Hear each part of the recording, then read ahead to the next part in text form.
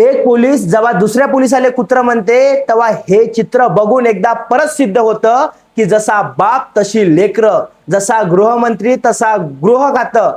मंडळी, अकोल्यामध्ये ASI राजेश जाधव यांनी सायबर क्राईम गुन्ह्यामध्ये 80 लाखाच्या फसवणुकी प्रकरणामध्ये जी महिला अटक आहे त्या महिलेला लॉकअप मध्येच 10,000 रुपये आणि त्या महिलेच्या मुलीला शारीरिक सुखासाठी पाठव अशी मागणी केल्यानंतर ही मागणी ऐकून पायाखालची जमीन हादरलेली आहे। खाकी वर्दीतला रक्षकच जर भक्षक झालेला आहे तर मग सर्वसामान्य महाराष्ट्रातल्या जनतेने न्याय कोणाकडे मागायचा हा प्रश्न माझा या महाराष्ट्रातले गृहमंत्री देवेंद्र फडणवीस साहेबांना आहे। साहेब, तुमच्या काळामध्ये गृह खात्यात एवढा भोंगळा कारभार चालू असेल हे आम्हा जनतेना कधीच वाटलेलं नाही। साहेब, तुमच्या डेअरिंगला सल्यूट आहे।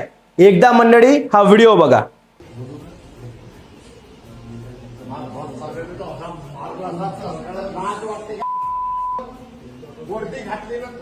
साहेब, याच्या कानाखाली मारून याला काही कंदही फरक पडणार नाही आहे। साहेब, याचा पॅन्ट काढा आणि याच्या ढुंगणावर सुंदरीचे फटके मारा, याच्या पुरा ढुंगणाचा सत्यानाश करा।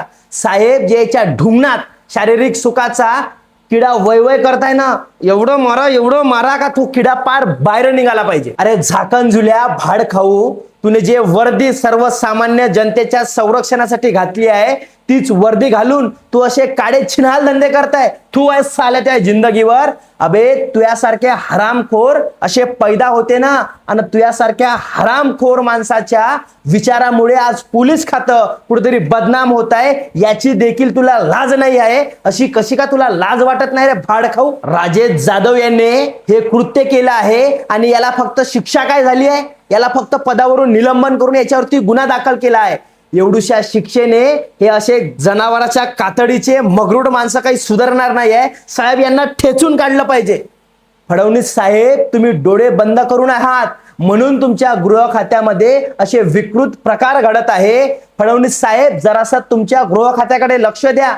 अहो, महाराष्ट्राचा बिहार व्हायला लागलाय तरी देखील तुमचं अजिबात लक्ष नाही आहे। या हरामखोर ASI राजेश जाधवला ठेचून काढलं पाहिजे आणि अशा हरामखोर साल्या लोकांना जगण्याचा पण अधिकार नाही आहे।